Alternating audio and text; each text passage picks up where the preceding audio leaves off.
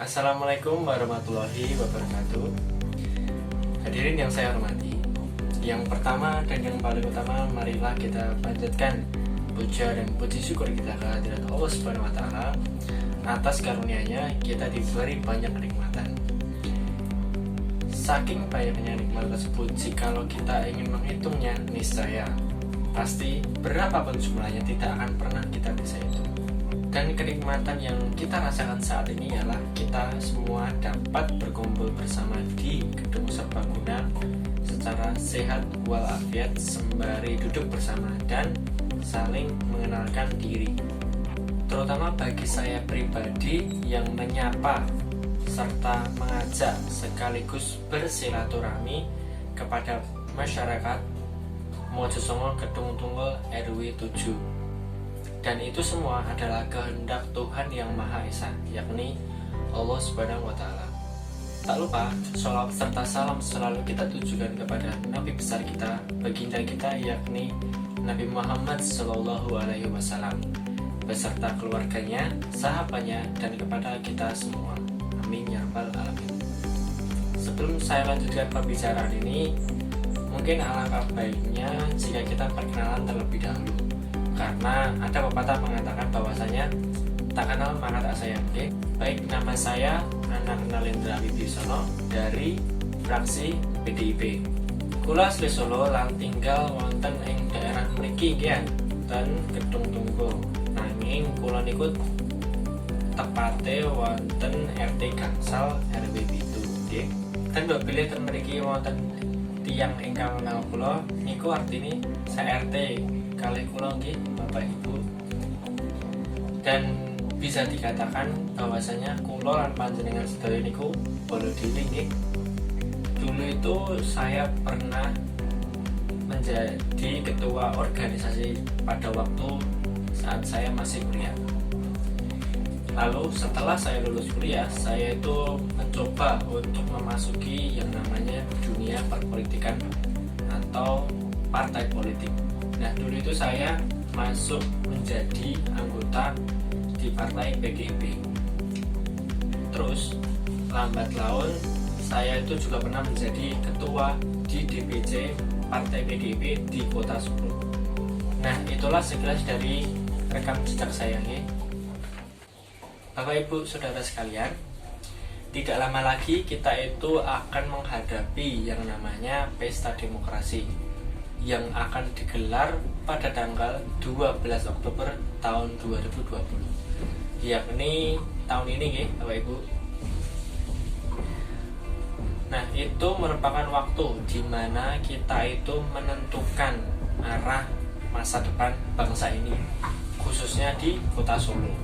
Dan alangkah bahagianya karena kita itu diberi hak sepenuhnya untuk menentukan pilihan dalam memilih calon yang kita usung.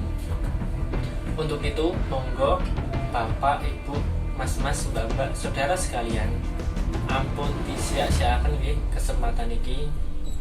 Lan monggo kita berbondong-bondong dumugi wonten tempat pemilihan umum.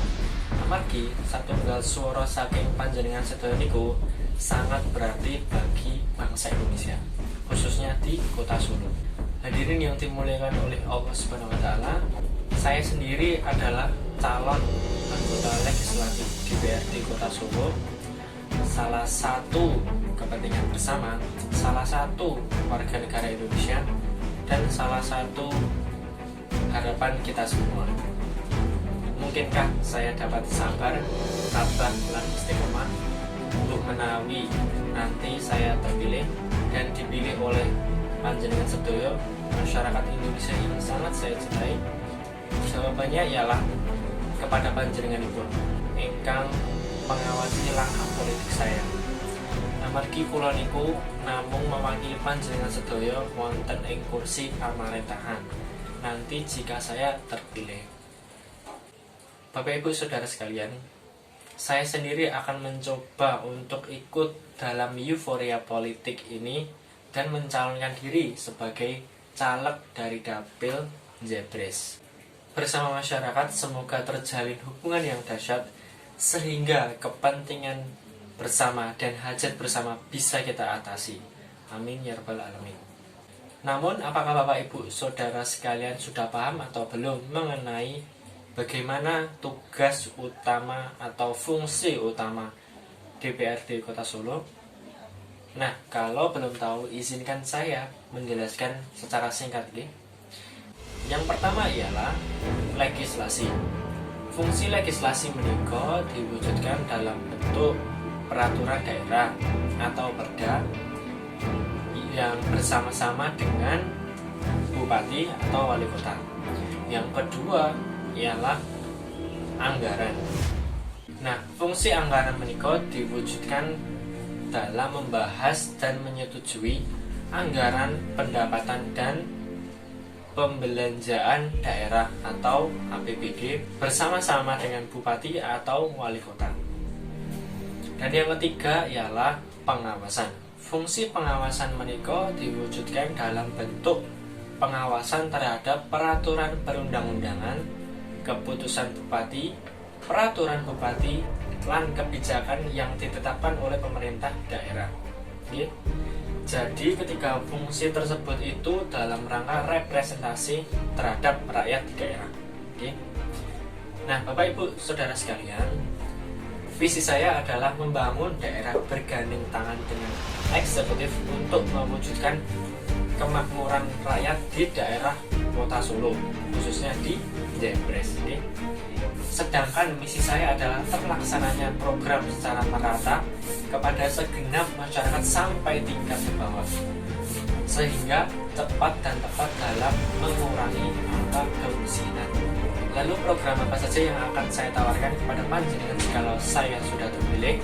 Nah, apabila saya sudah terpilih sebagai anggota legislatif di DPRD Kota Surakarta, saya akan melaksanakan program yakni mengawal dan menindaklanjuti apa-apa saja yang menjadi aspirasi panjenengan sedaya sesuai dengan kemampuan saya. Lalu saya akan konsisten dalam terlaksananya program pro rakyat kecil sampai ke tingkat bawah. Di antaranya adalah program sosial, kesehatan, infrastruktur, dan sumber daya masyarakat yang harus ditingkatkan selama 5 tahun ke depan. Dan insya Allah jika saya terpilih menjadi anggota legislatif, maka 5 tahun ke depan saya akan membuka ruang komunikasi publik secara terbuka, baik secara langsung maupun tidak langsung. Bapak Ibu Saudara sekalian, yang terakhir izinkan saya pribadi mengenalkan diri saya kembali jikalau Bapak Ibu sudah lupa. Nah, nama saya Anar Mahendra Wibisono, calon anggota legislatif di DPRD Kota Solo. Nomor urut saya adalah nomor urut 1 dari Partai PDIP.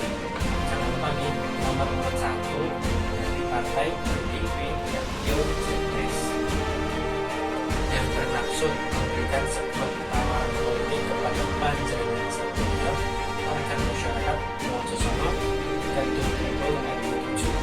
Dan saya ingin menempuh kursi pemerintahan yang mana itu adalah hak warga negara Indonesia, yang mana diwakili oleh wakil rakyat yang memihak kepada rakyat.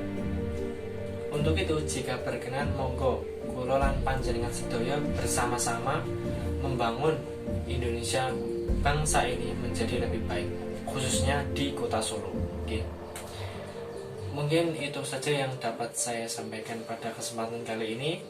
Kurang lebihnya mohon maaf dan terima kasih atas perhatiannya.